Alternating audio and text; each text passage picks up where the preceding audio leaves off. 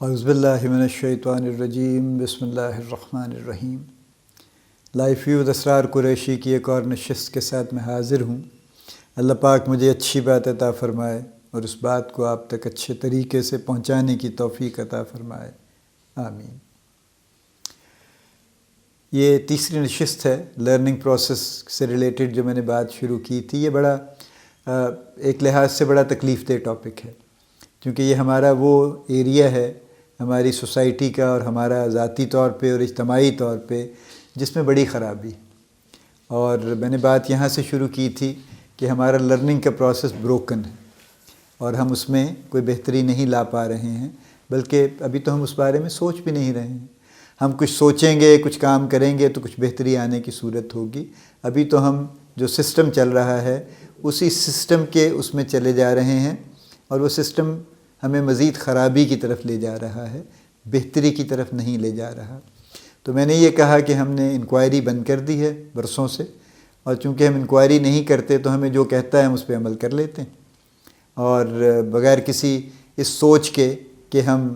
اس کا کیا نتیجہ نکلے گا، اور اس کی وجہ سے کئی مسائل ہیں جو ہماری زندگی میں ہیں۔ اور پھر میں نے 3 فال آؤٹس کی بات کی تھی کہ ایک تو ہم لیڈرز پروڈیوس نہیں کر رہے، ہم کر نہیں سکتے اس صورتحال میں، ہمیں یہ توقع ہی نہیں رکھنی چاہیے کہ ہم کوئی لیڈر پروڈیوس کر سکیں گے۔ اور ہم جو ہمارا دوسرا جو پرابلم ہے اس کی وجہ سے وہ یہ ہے کہ ہمارے ہاں کوئی سکل ڈیولپ نہیں ہو رہا، ہم کسی شعبے میں ایکسیلنس اچیو نہیں کر رہے۔ اور تیسرا یہ ہے کہ ہم ایک فالوورز کی ایک لمبی لائن ہے جو ہم بنائے چلے جا رہے ہیں، اور وہ فالوورز میں دن بدن خرابی ہے اور شدت ہے، اور ان میں سمجھداری کی کمی ہے۔ یعنی اب ایسی چیزوں پہ بھی فالوورز نکل کھڑے ہوتے ہیں جو بالکل ہی بنیادی طور پہ بیس لیس ہیں، بے جواز ہیں بالکل، اور جو کسی بھی ذرا سا بھی آدمی سوچے تو اس کو اپیل نہ کریں، لیکن اس پہ بھی سینکڑوں ہزاروں فالوورز نکل کھڑے ہوتے ہیں۔ تو ہم نے ایک ہجوم تیار کر لیا ہے، یہ تیسرا فال آؤٹ ہے اس کا، تو جس کی وجہ سے ہم یہاں پہ پہنچے ہیں۔ سوال یہ ہے کہ یہ اتنا بڑا معاملہ ہے، اب اس پہ ہم کیا کر سکتے ہیں، انڈیویجولی کیا کر سکتے ہیں اور اجتماعی طور پہ کیا کر سکتے ہیں۔ دیکھیے، ہر کام اصولاً تو انڈیویجولی ہی شروع ہوتا ہے، اجتماعی تو پھر بنتا ہے بیسیکلی۔ اگر ہم یہ توقع رکھیں کہ آج کہیں سے یہ سب لوگ درست ہو جائیں گے، اسمبلی میں بیٹھنے والے لوگ بڑے معتبر ہو جائیں گے اور سارا وقت بڑی اچھی گفتگو کیا کریں گے اور اس ملک کی بھلائی کے کام کیا کریں گے، اور اسی طرح سے ہمارے جو بیوروکریٹس ہیں وہ سارا وقت اپنی بیوروکریسی چھوڑ کے اور اس ملک کی بہتری کے لیے کام کریں گے، اور ہماری جو پولیٹیکل لیڈرشپ ہے اور جو ایگزیکٹو ہے اور جو بھی ہے وہ سب کے سب بڑے نیک اچانک ہو جائیں گے اوور نائٹ۔ کوئی ایسا اچانک کوئی ہوا چلے گی ایسی کہ جس سے سب میں بڑی نیکی اور بڑی بھلائی آ جائے گی اور ہر چیز بہتری کی طرف گامزن ہو جائے گی۔ تو انفارچونیٹلی ایسا تو نہیں ہونے والا، تو کام تو انڈیویجولی ہی شروع ہوں گے اور پھر کسی اجتماع کی صورت نظر آئے گی اس کے۔ تو سب سے پہلے انڈیویجول لیول پہ جو کرنے کا کام ہے وہ یہ ہے کہ خود میں سینس آف انکوائری پیدا کی جائے، کچھ سوال ریز کیے جائیں، اور پہلے تو اپنی سمجھداری ٹھیک کی جائے۔ آپ کی عمر 20 سال ہے، آپ کی عمر 50 سال ہے، آپ کی عمر اس سے زیادہ ہے، بہرحال ہر ایج میں یہ کام ضروری ہے۔ اگر آپ نے 50 سال سے سوال نہیں کیا تو اب کر لیجئے، اور ہر چیز میں کیجئے، اور خاص طور پہ وہ چیزیں جو آپ کی ذاتی زندگی کو اور آپ کی جو فیملی لائف ہے، آپ کی جو امیڈیٹ فیملی ہے، خاندان ہے جو آپ کی خاندانی زندگی کو امپیکٹ کرتی ہے، اس پہ اثر انداز ہوتی ہے، ان پہ سوال جواب شروع کیجئے پہلے تو، کہ کیا ٹھیک ہے کیا نہیں ہے، کس چیز کی کیا لاجک ہے، کیا بیک گراؤنڈ ہے، ایسا کیوں ہونا چاہیے، ایسا کیوں نہیں ہونا چاہیے۔ تو پہلے تو ایک انکوائری کی جو سینس ہے اس کو شروع کیجئے، اور جب یہ شروع ہو جائے گی سب سے پہلے تو پھر ایک مزاج بننے لگے گا جس میں سوال جواب پھر شروع ہوں گے، اور چیزوں کی جو بھی امپورٹنس ہے وہ پھر سامنے کھل کے آنا شروع ہوگی کہ یہ کام امپورٹنٹ ہے، یہ نہیں ہے، زندہ رہنے کے لیے کیا بہتر طریقہ ہے، کیا نہیں ہے۔ اسی سینس آف انکوائری کو تھوڑا سا آگے لے کے چلیے، اور جو ہمارے پاس سب سے بڑی ہدایت کی کتاب ہے اس کو ترجمے کے ساتھ پڑھنے کی کوشش کیجیے۔ دیکھیں، قرآن پاک ایک عظیم الشان کتاب ہے، ظاہر ہے میرا یہ کہنا تو کچھ معنی نہیں رکھتا، وہ واقعی عظیم الشان ہے اور بہت ہی کچھ غیر معمولی کتاب ہے، وہ عام کتاب تو نہیں ہے۔ اور اس کے ترجمے کا بھی معاملہ یہ ہے کہ اگر یہ سوچیں کہ بس میں ربا ربی میں ترجمہ پڑھ لوں گا اور مجھے سمجھ آ جائے گی، تو کبھی بھی نہیں ہوگا۔ یہ ایسی کتاب ہے کہ جس کو جب آپ بار بار پڑھتے ہیں ترجمے سے، تو ہر مرتبہ آپ کو کچھ نئی چیز عطا ہوتی ہے، کچھ نئی چیز سمجھ آتی۔ تو لہٰذا دوسری ضرورت اس بات کی ہے، چونکہ یہ دیکھیں، ہم جب مسلمان کہلاتے ہیں تو ہم مسلمان کہلانے کے لیے اہل نہیں ہو سکتے جب تک ہم اس بنیادی ہدایت کو ہی نہیں سمجھتے۔ جو دین کے چند ٹکڑے ہمیں مولوی نے دے دیے ہیں وہ نہایت ناکافی ہیں، اور بہت سارے کیسز میں نہایت ناقص بھی ہیں، وہ دین کی اصل شکل نہیں ہے۔ تو لہٰذا قرآن پاک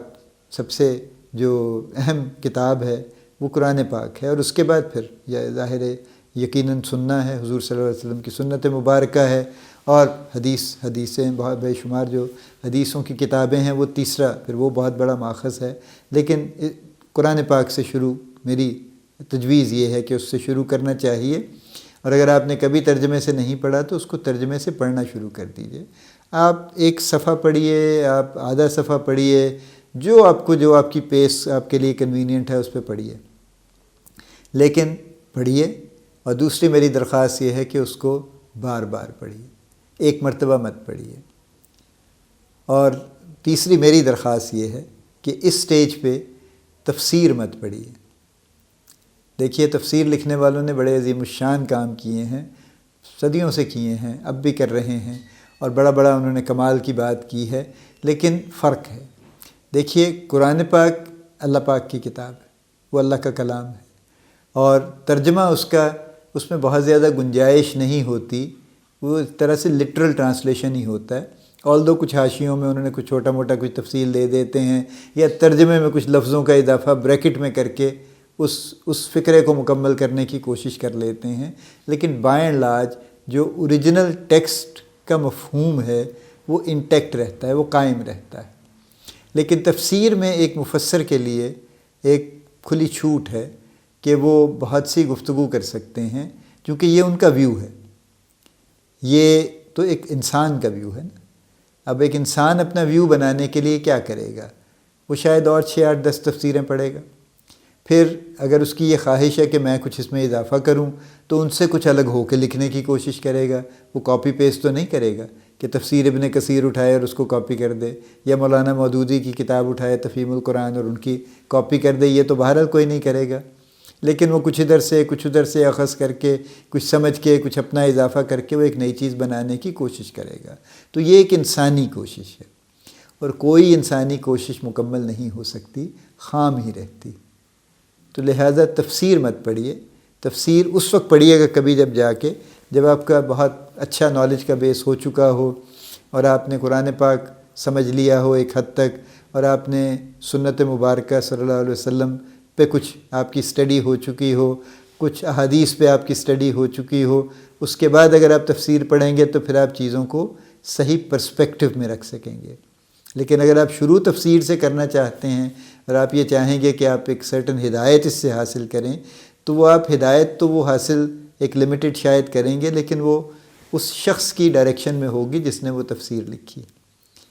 تو یہ اس سے پھر معاملہ خراب ہو جائے گا۔ تو قرآن پاک کے ترجمے سے شروع کیجئے، اور اس کو تھوڑا تھوڑا سبکن کبھی اس کو بہت لمبا، بہت ایک دفعہ میں بیٹھ کے پڑھنے کی کوشش مت کیجئے،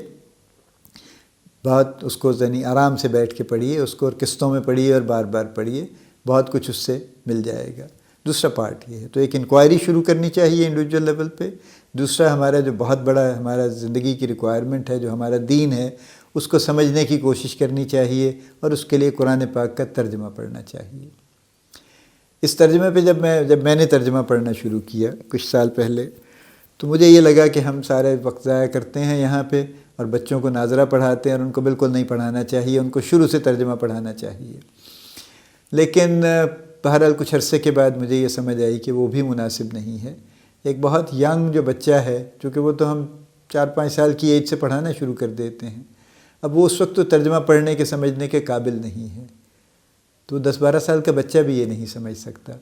تو ترجمہ بہرحال ایک تھوڑی سی میچیورر ایج میں پڑھنا چاہیے۔ ہاں جن لوگوں کی نیٹو لینگویج عربک ہے ان کا کچھ اور معاملہ ہے، ان کو تو ظاہر ہے پہلے دن سے سمجھ آتی ہے، لیکن اس سمجھ میں بھی بڑا فرق ہے۔